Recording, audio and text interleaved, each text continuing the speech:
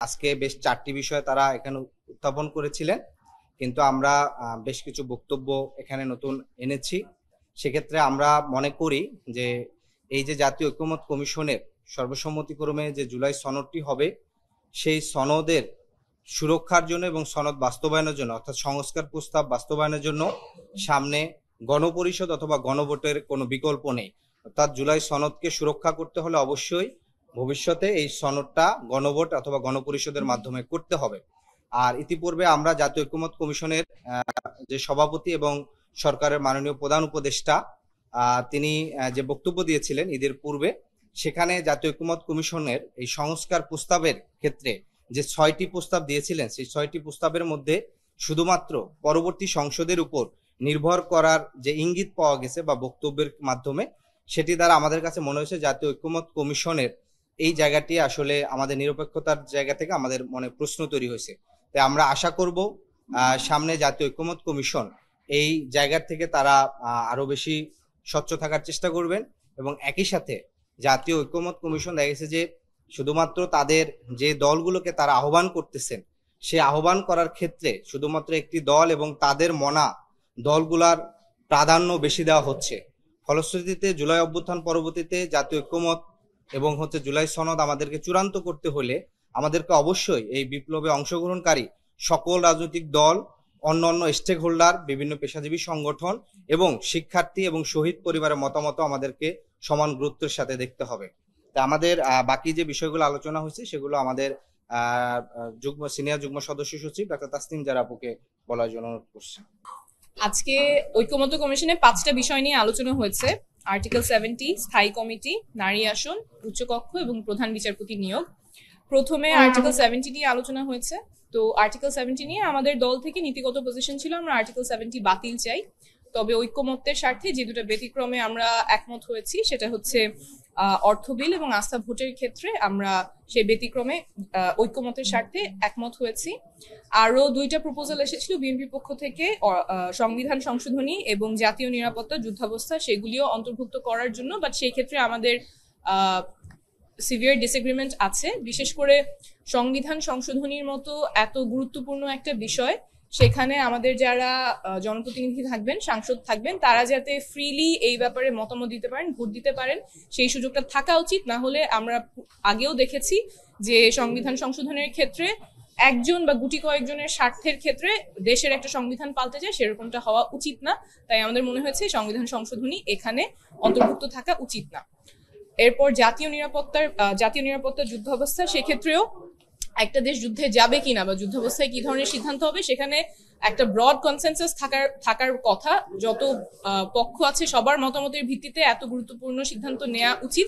সেখানেও একদম বেঁধে ধরা যেখানে সাংসদরা ফ্রিলি ভোট করতে পারবে না, সেটার আপত্তি করেছি, এবং এই আপত্তিটা আমরা জানিয়েছি ঐকমত্য কমিশন যাতে এটা রেকর্ড রাখে ডিসেন্ট হিসেবে।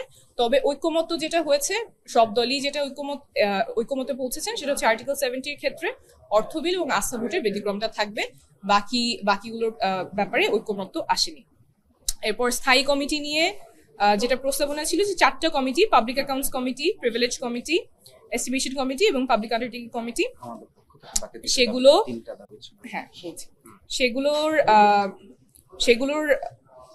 কমিটিগুলোর সভাপতি আসবে বিরোধী দল থেকে।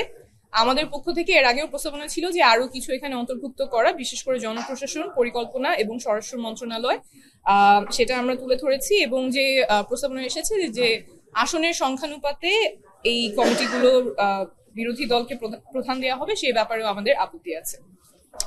এরপর কথা হয়েছে নারী আসন নিয়ে। নারী আসনের ক্ষেত্রে সংরক্ষিত নারী আসন 50 থেকে 100-তে উন্নীত হবে, সেই ব্যাপারে ঐকমত আছে, কিন্তু কি প্রক্রিয়ায় সেটা হবে সেই ব্যাপারে আবার সেশন বসবে আগামী সপ্তাহে।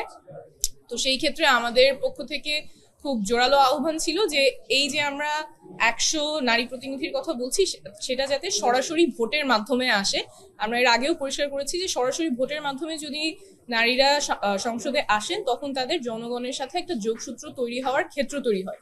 তারা তৃণমূল থেকে নেতৃত্ব গুণাবলী সম্পন্ন হয়ে আসবেন, জনগণের কাছে যাবেন, ভোট চাবেন, ইশতেহার নিয়ে কথা বলবেন, ক্যাম্পেইন করবেন, এবং তারপরে যখন তারা জনপ্রতিনিধি হিসেবে নির্বাচিত হয়ে আসবেন তার আসন থেকে, তখন তার একটা কনস্টিটিউয়েন্সি থাকবে যাদেরকে তিনি সার্ভ করতে পারবেন। কিন্তু বিদ্যমান যে ব্যবস্থা আছে, যেখানে জনসাধারণের ভোটে তিনি নির্বাচিত হচ্ছেন না, বরঞ্চ দলের মনোনয়নে নির্বাচিত হচ্ছেন, সেখানে তার দায়বদ্ধতাটা জনগণের সাথে থাকে না, এবং এই যে কাজ করার ক্ষেত্র, সেই কাজ করার ক্ষেত্রটাও থাকে না।